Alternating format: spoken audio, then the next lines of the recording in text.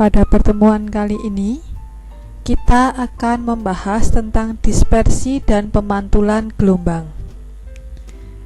Kita mulai yang pertama tentang dispersi gelombang. Ketika kita menyentakkan ujung tali naik atau turun atau setengah getaran, sebuah gelombang transversal merambat melalui tali dengan tali sebagai medium. Sesungguhnya bentuk gelombang berubah ketika merambat. Jadi dispersi gelombang adalah perubahan bentuk gelombang ketika gelombang merambat melalui suatu medium. Bagaimana untuk gelombang bunyi? Gelombang bunyi dapat merambat melalui udara. Udara adalah medium non-dispersi untuk gelombang bunyi. Bentuk gelombang yang dihasilkan oleh seseorang dengan orang lain akan beragam saat sampai di telinga kita, sehingga gelombang bunyi tidak mengalami dispersi gelombang. Bagaimana untuk gelombang cahaya? Gelombang cahaya yang melalui vakum atau udara juga tidak mengalami dispersi. Akan tetapi, gelombang cahaya putih atau polikromatis yang melalui prisma kaca mengalami dispersi sehingga terurai menjadi warna-warni pelangi. Di sini, prisma kaca adalah medium dispersi untuk cahaya. Yang kedua adalah pemantulan gelombang. Pemantulan gelombang merupakan peristiwa pembalikan arah rambat gelombang karena membentur suatu medium yang keras. Misalnya pemantulan gelombang pada air karena membentur dinding kolam. Ketika muka gelombang mengenai bidang, muka gelombang tersebut akan mengalami pemantulan. Apabila berkas datang membentuk theta terhadap garis normal, berkas pantul akan membentuk sudut theta terhadap garis normal. Gejala ini disebut sebagai hukum pemantulan gelombang, yaitu sudut datang sama dengan sudut pantul. Bagaimanakah pemantulan gelombang dua dimensi seperti gelombang permukaan air?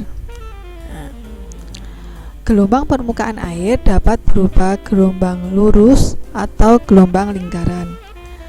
Pada gambar yang kita lihat di sini, itu adalah pemantulan gelombang lurus oleh bidang datar. Ya, di sini tampak sinar datang, ya, mengenai bidang datar.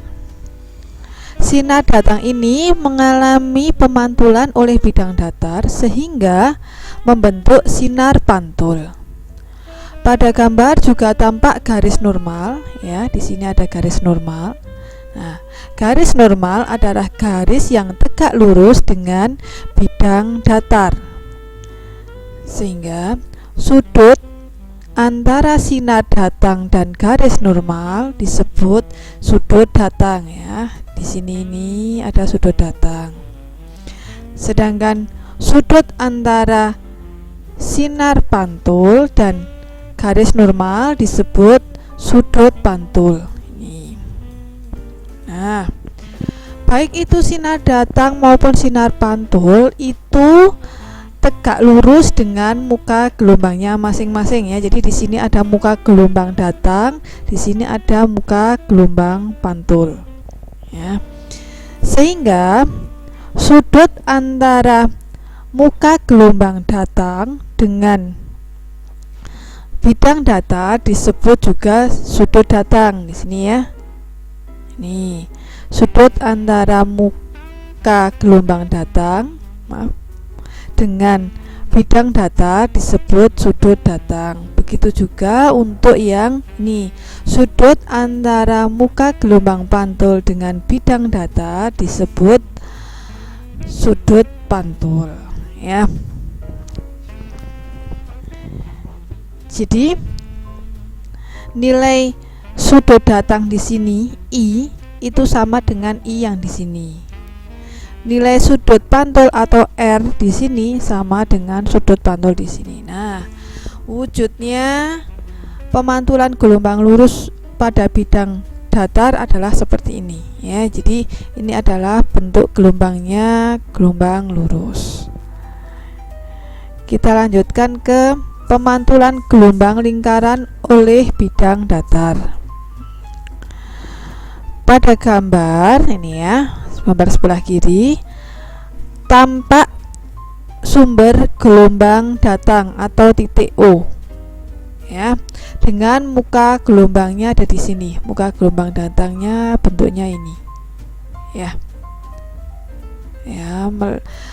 dengan sudut dengan pusat lingkarannya adalah titik O ya.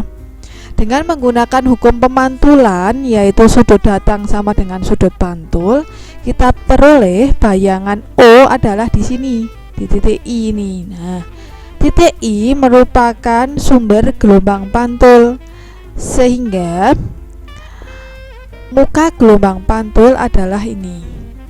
Ya, muka gelombang pantulnya adalah yang ini. Ya, yang berpusat di titik I. Jika kita lihat wujud di air adalah seperti ini ya. Ini muka gelombang datar, ini muka gelombang pantul.